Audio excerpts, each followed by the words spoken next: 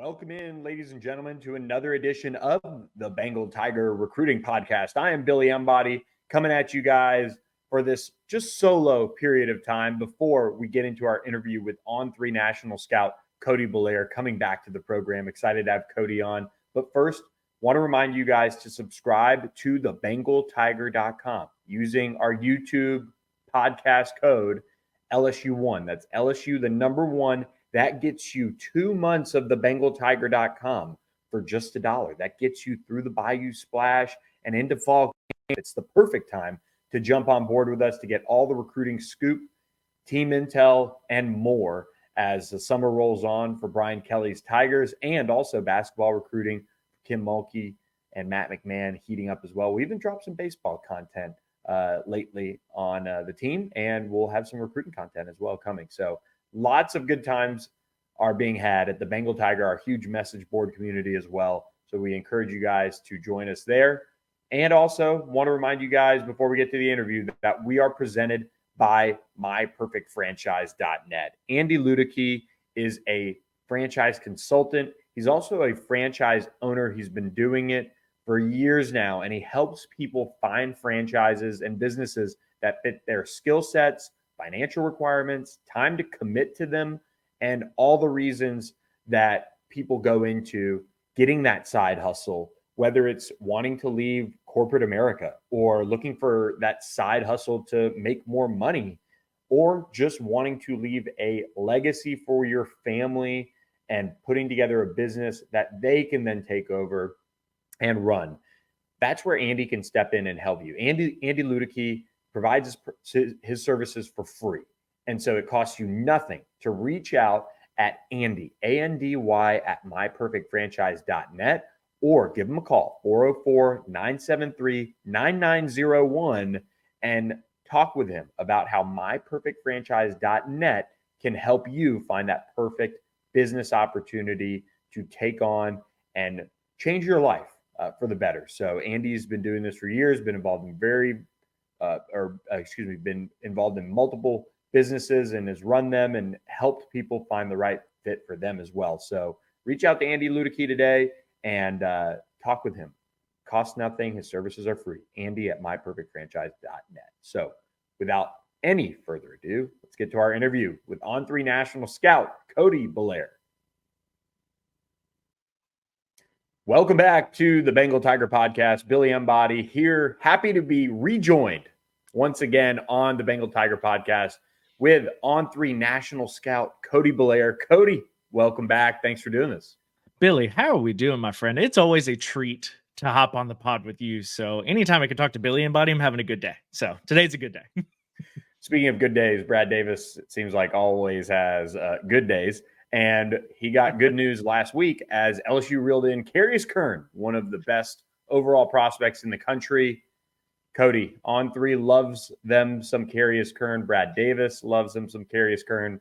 What's LSU getting in the number one interior offensive lineman in America? Yeah, Billy, I mean, talk about a pull for Brad Davis, right? And the LSU Tigers, man, he's the number one interior offensive lineman for us at On3 for a reason. I mean, I remember when Charles Power sent me the clip of him like doing backflips, and I was like, what the hell is this? Like, this is not normal. You know, you turn the tape on too, and the athleticism jumps off the screen there. You know, he was a 40-foot shot putter as a sophomore. He's 6'4", 320 pounds with a 6'8" wingspan, plays both sides of the ball for his high school, and he's just a flat out violent human, which is what everybody's looking for on the offensive front. You know, this is somebody, in my opinion, that walks in and immediately looks the part, but also has the hand usage and is wired in a way that can step in and make an immediate impact on this LSU front, especially when you factor in the fact that Will Campbell will be gone, Emory Jones will be gone, Miles Frazier will be gone, Garrett Dellinger is probably gone. That's a lot of starts and a lot of games played. That's going to be needing some replacement here at the next in the next year or so. And I know Brad Davis has done an excellent job of reloading that room, right, with some strong talent in the previous cycles. But man, I have a really hard time thinking that Carius Curne doesn't find a spot on that starting five if he were to sign the dotted line with LSU. I'm 100% with you on that. He reminds me a lot about like similar to Sadiq Charles, just kind of has some of those freaky. I don't think Sadiq could do a backflip, but he was really, really athletic in the soccer goal and had those huge calves. Just physically, That's exactly what I was going to say. His yeah, calves are the biggest massive. calves in the world. Biggest calves in the world. So I'm high on Carius Curne. I mean, this is another statement land for Brad Davis, pull him out of Arkansas. I know he's not from there, but obviously Arkansas is trying to do everything they can to have some momentum. And I mean, that was a big deal to get him out of there. Absolutely, man. Brad Davis, and he does such a good job. He's the standard for what offensive line coaches you're asking of your O-line coaches. He identifies, he evaluates, he recruits, he lands those guys, man. That's all you could ask for. And LSU has, continued to build some momentum in the trenches. We know that. We'll talk more about some other offensive linemen that LSU has landed on a future podcast. We can go into Brad Davis way more in depth than that. But I guess on Curne, before we move on, do you guys have him as the 25th best prospect in America, number one interior offensive lineman? Do you feel at this point pretty safe with where you guys have him projected right now, rankings wise? Yeah, I mean, I do. I think there could be, and here's the deal. The craziest part of this 2025 offensive line group is that it is loaded. Like this, and Charles Power, director of scouting and rankings, has said this a couple times now, talking about this cycle. This group is unbelievably talented on the offensive front. That's interior and offensive tackle. So is there a world where I say I'm comfortable with where he's at this point? I mean, I would say yes. I feel very good about him as a top 30 player. Is there a world in which he could, end up slipping out and staying in that top 50 range? Yes. But I mean, this guy is so talented and he's so violent. He's athletic. He does everything we could possibly ask him to do. As long as the senior tape checks out, I have to imagine Carius Curne could absolutely vie for a 5-star spot. When it comes to this past weekend's official visitor group, LSU did host some top talents, top targets, a couple of them that I want to get to in just a moment. But first, I did want to ask about a new offer in the state of Louisiana, a big one going out to another Destrehan star, and that is Jhase Thomas, defensive back. He plays a little bit of everywhere for Destrehan, but this is one that over the course of the spring, we were kind of waiting on. He was around LSU a ton. And we felt like, okay, in his spring game, if that checked the box, he would earn his offer. But it comes this month. What do you think about Jhase Thomas and what he brings to the table? Yeah, I had the pleasure of going to 2 LSU camps last week, which is always a great time. And Jhase Thomas was definitely someone that commanded a lot of attention from the LSU staff. And when I tell you that this cat, Billy, was offered directly after testing, I mean, he quite literally ran his 40, went to the warm-up area to wait for drills to start. The personnel staff ran the numbers to Brian Kelly. He calls Jhase over and boom, that's it. Offered. Done. Just like that, before he even works out. So obviously one of the big questions they had with him going into this was some of the top end speed, overall athleticism, and the size. So he's a legit 6'1", 175 pounds, has the frame to add some substantial mass, and he ran 4.4 in the 40 twice. And he jumped over 35 inches in the vertical. So I'm not sure what the bar was necessarily that they were looking for, but he definitely surpassed it at the testing point. And the important thing to remember with Jhase, as well, as the fact that he's younger for the cycle. This is a guy that won't turn 18 until July going into his freshman year of college. So he technically could be a 2026 prospect if he wanted to be. But I emphasize that because the numbers he's laying down and the tape that he has out there, you need to look at that through the lens of this kid should be going into his junior season, not his senior season. And that's very important context when looking at the testing in the film. But yeah, man, I really like the player. I thought he looked excellent during the workout, and I think his upside is super high, and I can't wait to see what his senior tape looks like. We'll have some more camp takeaways from Cody a little bit later in the podcast, but we stick with what has been a huge emphasis on LSU's 2025 class, and that is the secondary. And hey, Jhase Thomas, son of former NFL player Fred Thomas, On3 RPM projects him to stay in state with the Tigers. So that could be good news there. But let's move to some out-of-state prospects that were on campus this past weekend. Two guys that are very different in terms of where their recruitments are at and also kind of where they started. Let's start with Anquan Fagans, one of the top safeties in the country. And look, he's, RPM, I believe right now reflects Auburn, but LSU's been heavily involved here for quite some time. You saw him in person, though, so I did want your take. What stands out about him? He's almost one that, for me, I kind of look at and is it crazy to think Will linebacker too? Dude, you're heading the right direction, Billy. You're right there with me. I'm right there with you. I saw him work out at the OT7 championship, which is like the premier 7-on-7 tournament. We saw him, a couple weeks ago now in Tampa, Florida.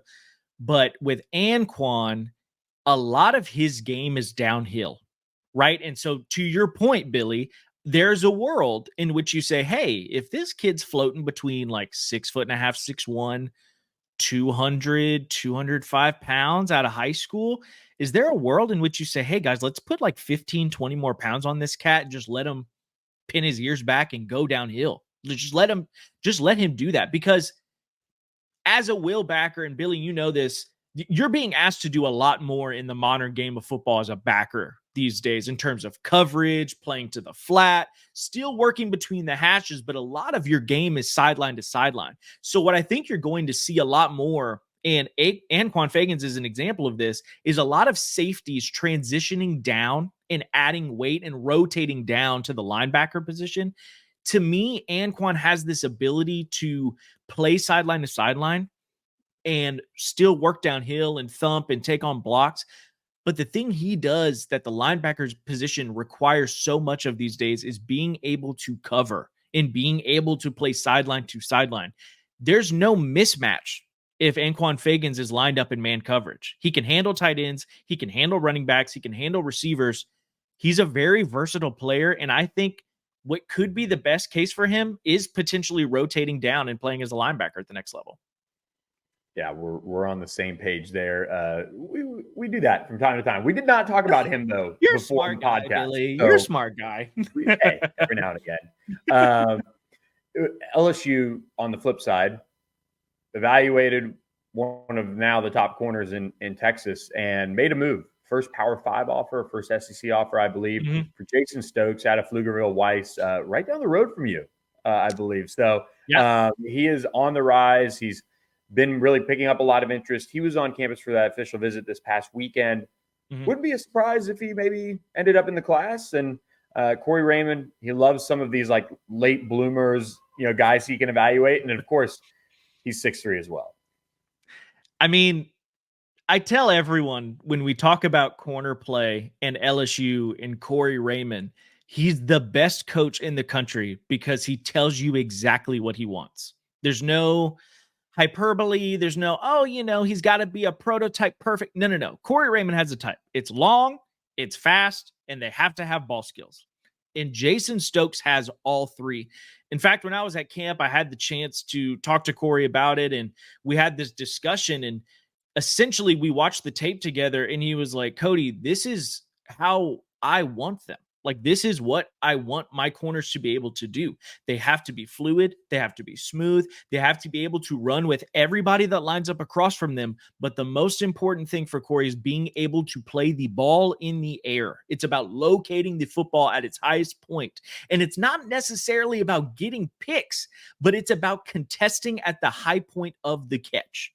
And Jason Stokes does that about as good as anybody in the country. And he's someone that I could see his stock rising, especially after we get some early senior tape. Yeah, very intrigued to see if LSU ultimately presses for him in a all-out type of way, because they are in on DJ Pickett. They have Jabari Antoine committed, in on Dorian Brew, some others that are kind of floating around. But I think when you're trying to rebuild that corner room, Stokes makes a lot of sense. I think maybe I have this year off, but Corey, I think one of his last years at LSU, I think he took Radar Jones. He took like 3 corners, and I think that's what he needs to try and do this cycle. Absolutely. I think it's all about getting players in that room that he essentially is comfortable with having in that room. There's a lot of guys in that room currently that do not look like Corey Raymond corners. And I think I would almost say it's a comfortability factor where you say, like, I walk in the room and these are guys that I know that's what they're supposed to look like. And so I think the more guys he can get in there that look like the players he wants to have, the better.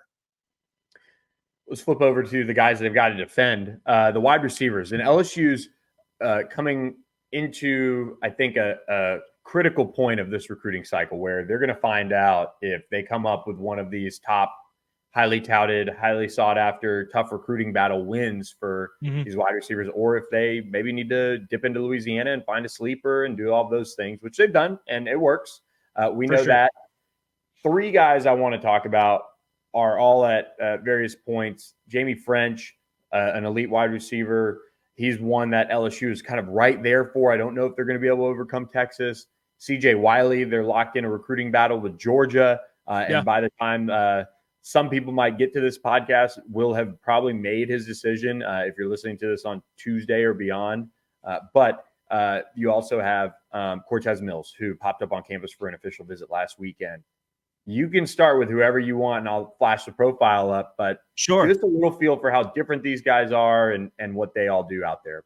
Yeah, I'll start with Jamie, and then I'll go into Cortez, and then we'll end up with CJ. So with Jamie, I got to be honest, Billy, I think we have Jamie French like right on the nose with what we think he's going to be at the next level. I think between Charles Power and I, we've maybe seen this cat work out like 5+ times live at all sorts of events, right? Most recently, we both had the pleasure of seeing him at the OT7 championships, which I mentioned earlier. And he's just so damn polished, man. He is fluid. He's smooth. He's twitched up, and he's such a natural pass catcher. Does he have great top end speed? Not quite. I wouldn't say he's like a burner necessarily, but he's not slow. I promise he's not slow. So he can separate vertically. He can pluck the ball away from his frame, and he can win at every level of the field. We believe that this guy is probably an early day 2 pick when it comes to NFL draft potential, but he's not somebody that's going to get out of the top 100 as his floor, right? So he's an extremely talented, super polished wideout. He's honestly maybe one of the most polished receivers I've seen in the last couple of years doing this. And that leads into Cortez Mills, in my opinion. Very similar type of player. Think of someone like Cortez Mills as like Jamie French light. They both win at every level of the field. They both have solid to not great speed. I think Jamie's got a little more nuance as a pass catcher. Like, I think he has the ability to go above the rim a bit more confidently. I think he's more sure-handed. However, Cortez on his best day is going to separate from DBs. He's going to win in the intermediate, underneath, and over the top levels of the field. He can play as an X. He can play as a Z. He can play in the slot. He does a lot of things for you. I just think Jamie French is a little bit ahead of Cortez Mills. Cortez might need another year of polish and refinement to his game, but their ceilings are very similar. And then that leads to CJ Wiley, who I think is sort of different as a projection. This one's an interesting one, Billy. And I'll put my hand up here. I was very early on this train, and I felt pretty bought in to his early upside in the process. However, after seeing the film at the ESPN camp from this spring, and I touched on this on the forums a couple times, but it's given us some pause when it comes to his evaluation. I think there's a couple factors that play into that. The red flag that goes up happens when you open the profile. Okay, so when you open up the camp data on UC Report, which is the program that we use that compiles like all of the data and the numbers from these camps that we go to in the spring, CJ chose not to test at the event. Some kids choose to do that. It is what it is, but he tested at an ESPN event 2 years ago, and he did do all the testing back then. So fast forward to this year's event, he chooses not to participate in any of the testing. He chose not to step on the scale. He also chose not to step on the scale at our On3 Elite series this spring, or excuse me, this summer. And there's clearly some sort of concern there. But if you ask me, I think he looks great. Like, he's 6'4" plus, probably in that 205 to 210 pound range. So he definitely looks the part. But the camp film did show some hip stiffness and it showed some slow-footedness, and that has us concerned about his ability to separate in the intermediate levels of the field. Now, when he goes vertically, he smokes guys. Like, he's 6'4", running sub 11 in the 100-meter. He can fly by the majority of defenders, but he needs more of a runway than we previously thought. And I think that could potentially limit his route tree at the next level and beyond. But to answer the question that I would assume that some people will have after this, which is why won't he test, or why doesn't he step on the scale? In my opinion, I think he may, or his camp thinks that teams will consider sliding him inside. And I bet there's teams that may consider taking him as a tight end if they think he can add the necessary weight to kick in, or if they don't believe he has the agility to play out wide. I personally think he could do either. And I honestly think his highest upside could be as a flexed out tight end option, because that's what the league's turning to at this point at the position at the NFL level. But that would be my best guess as to why he's operating that way. CJ is an interesting one. I think I'm higher on, from what it sounds like, him than maybe you and Charles, or I don't know if you guys are lockstep on that one, but I just think like Brian Thomas, for example, like big body guy, had the basketball stuff. And I mean, CJ has, some, backed up track data, and I'm not sure if he plays basketball or not, but that's kind of where I see, but maybe BT was a little bit skinnier, it sounds like too. So I don't know. I'm big on the craft of the wide receiver, and I mean, we see it so much. It's almost gotten to the point where people do it for the gram, like all the little, all the that fire stuff. There's still like a place for the down the field ball winner that CJ could be. Right. I think in offense, and especially if you get a little bit of that versatility and maybe just get bigger, maybe it pans out. Like, I don't know. I mean, is he Alshon Jeffrey in a modern game? I don't know. It's possible. And I think it's funny. You talk about players like that, right? Like Alshon Jeffrey and, guys like Plaxico Burress, even where you bring up these big body monsters that can win vertically. My thing is, in today's game, how many teams would want to kick that guy inside and just let him be a seam monster and have a mismatch on linebackers? It's funny. I just think the way the position's moving, it's more towards your old school, or excuse me, it's not towards your old school X types like Laquan Treadwell and guys like that, where they're just big tanks, right? They go and win up above the rim. It's turning more towards your old school Z's, like your 6'6" guys that win at every level of the field. And it's a speed game now, man. Everybody wants speed, and it's about winning in the short area, not vertical downfield. It's about winning in the short area. So it's very interesting. There's a world, and there's a place for him somewhere. There is. I just don't know where it is. Exactly. And it's tough. Where I talk about this on the board a lot. It's all about like kind of hedging your bets, right? Like if we always talk about an arm length or a shuttle or a this or a that, certain data points, but there are those certain guys that still not maybe break the mold, but still fit into, like you said, he has a place. And I just wonder if he's going to have that place and it's going to be good enough. I did not know all the stuff about the lack of data, which never makes me feel good about players. No doubt. But, shout out maybe IMG. I don't know. But I don't know. He's a good one to debate. It'll be very interesting to see. He is a big recruiting battle for LSU that they would love to win. He's extremely perplexing. I'll leave it at that. Very perplexing. That's a good way to put it. Let's finish up here. Move to the 2026 and 2027 classes, and we'll save the best for last. But quickly, since you saw them both, two highly touted Louisiana prospects, Jabari Mack and Malachi Ziegler, both in different classes. But two guys that are clearly some of the best in Louisiana. Yeah, and Jabari Mack, right? Another Destrehan guy, comes to camp with Jhase Thomas, famously the same school as Justin Jefferson. And man, when you talk about explosiveness, this fool's got it. Like, he tested off the charts at camp, and he's very well put together, right?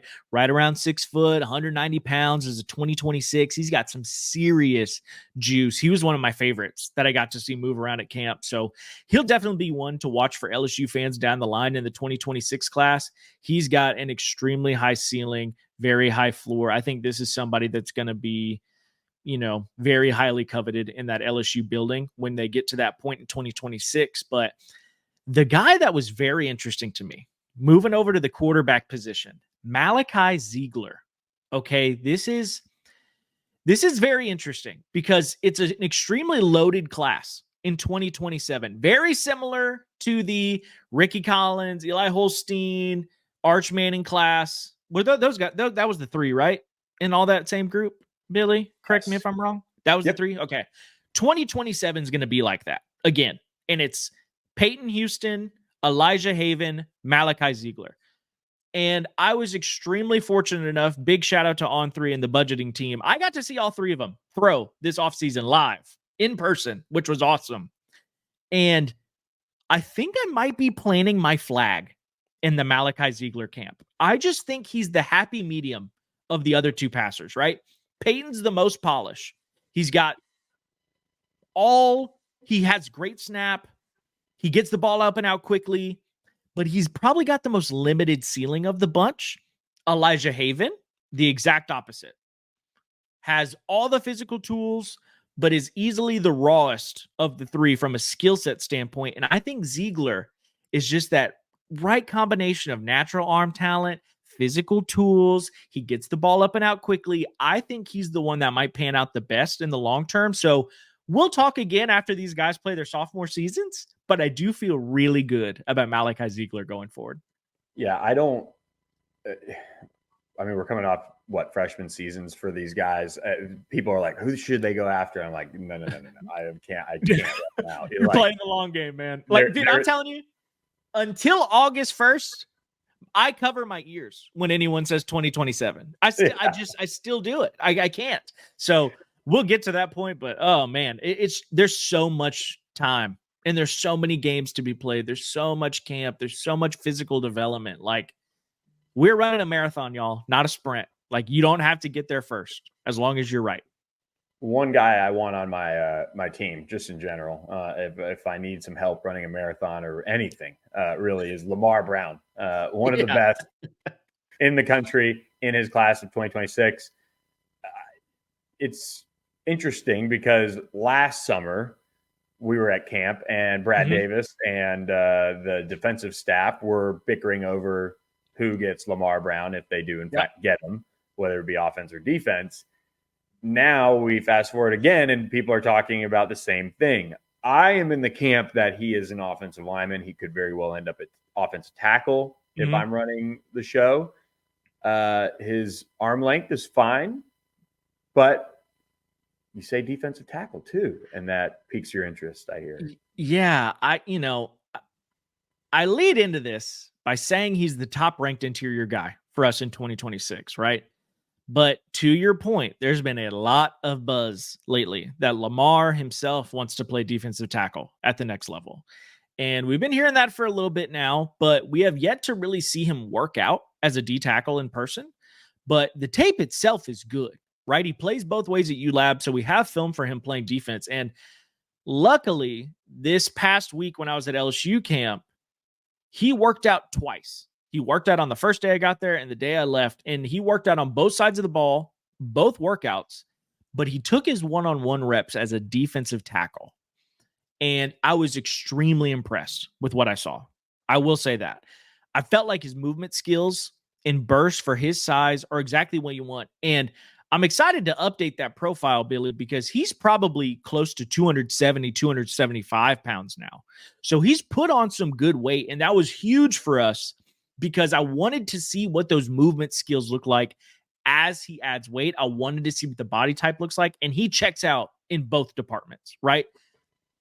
My only concern with projecting him to the defensive side of the ball compared to the offensive side would be the rawness with his hands and a lack of natural feel as a pass rusher. He's got great instincts and feel as a pass blocker, right? He's so strong as an interior player. But his arsenal of moves as a rusher is limited right now. And he lacks the urgency and timing of like when to use a counter move.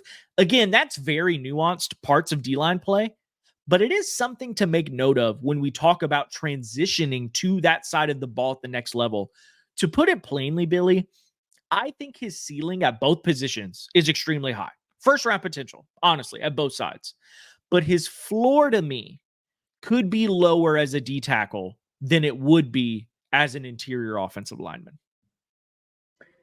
Yeah, I'm right there with you. I've heard about his pass sets and just how just kind of beautiful it looks, and I've been able to see him work out as well, albeit a year ago in person now. I just think he's got the ability. I mean, he really could play all 5 positions on the offensive line. You probably feel really good about it. Yeah. Oh, especially at the college level? Absolutely. Like a shorter Ethan Pochik. Yeah, sure. Like he really could play. My go-to guy that I remember watching at high school was like Donovan Jackson at Ohio State. He's from the state of Texas. He was recruited by LSU. And we had him at Texas A&M when we were recruiting him. But I remember that was a guy that he literally lined up at every spot at camp. Like even the coaches were like, all right, let's just see what he looks like. And he was dominant. I think if you put Lamar legit at every spot on the offensive front, he would succeed. But that's a testament to his polish. That's a testament to his natural instincts as a pass blocker. He just has that feel that you can't really coach.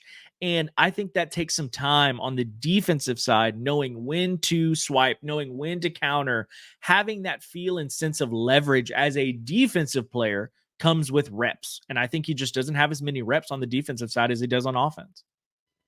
The good news is 2 more years of tape, baby. No 2 doubt. more years on that one. It's a long race. Yeah, he's an absolute dude. So he's going to dominate kids over there at ULAB for 2 more years, which they, I'm sure, are not excited about, his opponents, but it'll be fun to watch for us. Yeah. Well, it's always fun having you on the Bengal Tiger Podcast, Cody. So we appreciate you joining us, and we will have you back on next month, maybe. We'll talk a little more about maybe another 2026 guy who could be pretty good on the defensive line too. Man. Use that one. Look, if Billy or Shay gives me a call, I am there. That's just how it works. So you say the word and I'm there. Awesome. Well, thanks so much, Cody. And we will catch you guys next time on another edition of the Bengal Tiger Podcast. Thanks so much, Cody. And we'll catch you next time. Thanks, Billy.